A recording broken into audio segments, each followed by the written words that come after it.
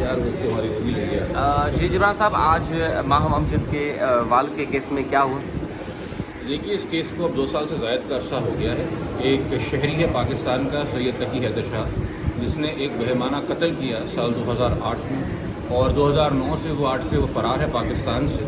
उसको मकतूल के अहल खाना ने, जो इस केस में दरख्वास्त गुजार हैं माहम अमजद साहब जो मकतूल थे, उनकी साहबजादी, उन्होंने अपनी मदद आप के तहत इस इंसान की खोज लगाई, जिसको यूएई में पाया, FIA को दरख्वास्तें दे के रेड वारंट इशू करवाए। वो रेड वारंट इशू करवाने के बाद यहाँ दरख्वास्त दे के पटिशन के अंदर ऑर्डर्स लिए ministry of interior, ministry of foreign affairs के लिए कि फिल फॉर इस बंदे को एक्सट्राडिट किया जाए, क्योंकि यूएई के साथ पाकिस्तान की जो है एक बायलैटरल ट्रीटी है, जिसके तहत अगर हमारे पास कोई मुल्ज़िम हो यूएई का तो हम उसे यूएई भेजते हैं, और अगर यूएई के पास कोई मुल्ज़िम हो तो वो हमें भेजता है। उसकी शराइत ये होती है कि हमने सिर्फ ये बताना है कि जी वो किस कानून के तहत हमें मतलूब है, उसके ख़िलाफ़ क्या इन्वेस्टिगेशन है और उस जुर्म में सज़ा क्या होने वाली है। अब आपको पता है कि यूएई का मिजाज जो है वो यूरोपियन कंट्रीज़ की तरह नहीं है कि अगर आप किसी कैपिटल पनिशमेंट के ऑफेंस में मतलूब हैं तो वो आपको भेजेंगे नहीं, चूँकि वो डेथ पेनल्टी में और डेरिंग में लगा हुआ है। यूएई के अंदर भी ये सज़ाएँ दी जाती हैं जो हमारे यहाँ हैं। हम मिनिस्ट्री ऑफ इंटीरियर ने, मेरी मालूमात के मुताबिक, जो डॉक्यूमेंट्स मैंने खुद देखे, जो कि डॉक्यूमेंट्स तैयार करने में भी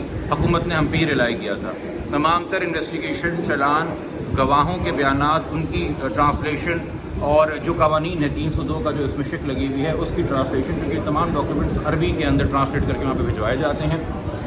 यूनाइटेड अरब एमिरेट्स की हुकूमत बार बार ये शिकवा कर रही है कि जी फ़लाना चीज़ आपकी फ़ाइल में मिसिंग है, फ़लाना चीज़ आपकी फ़ाइल में मिसिंग है।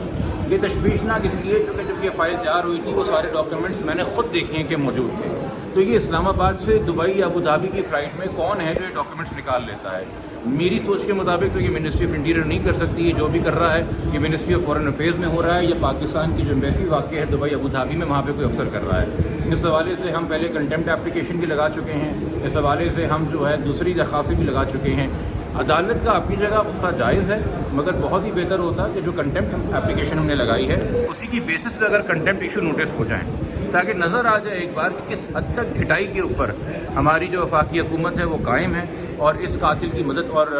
कहते हैं पर्दापोशी करना चाहती है और उसको नहीं लेके आना चाहती। जब तक आप एडवर्स एक्शन नहीं लेंगे और सिर्फ कलमात से काम लेंगे तो मेरे ख्याल में पाकिस्तान की इस वक्त जो हुकूमत है वो उस नहज से, उस हद से बहुत आगे निकल गई है कि कलमात से या बातें सुनने से इनको कोई फ़र्क नहीं पड़ता, चाहे वो कोई वज़ीर ख़ारजा हो या वज़ीर आज़म हो। तो आपको एक्चुअल एडवर्स एक्शन लेना पड़ेगा, इनके खिलाफ एक्चुअल कंटेम्प्ट नोटिस आपको इशू करके कार्रवाई करनी पड़ेगी। तब तक मुझे नहीं लगता कि हुकूमत संजीदा होगी। तो आज की प्रोसीडिंग में क्या हो सकती है डायरेक्शन? आज की प्रोसीडिंग्स के अंदर भी हुकूमत ने वही सवाल किए, हुकूमत ने वही बताया कि जी हमने दरखास्तें लिखी हैं मगर बंदा नहीं आया, तो कोर्ट ने कहा जी जो आपने दरखास्तें लिखी हैं वो आप हमें जमा करवा दीजिए, और अगर कोई आपके बीच में दोहरी ट्रीटी है तो उसका भी ड्राफ्ट जमा करा दीजिए, जबकि वो ड्राफ्ट ऑलरेडी फाइल के अंदर है, आज से नहीं 1 साल से ज़्यादा से है। मगर अदालत ही मेरे ख्याल में इस वक्त एक तरीके से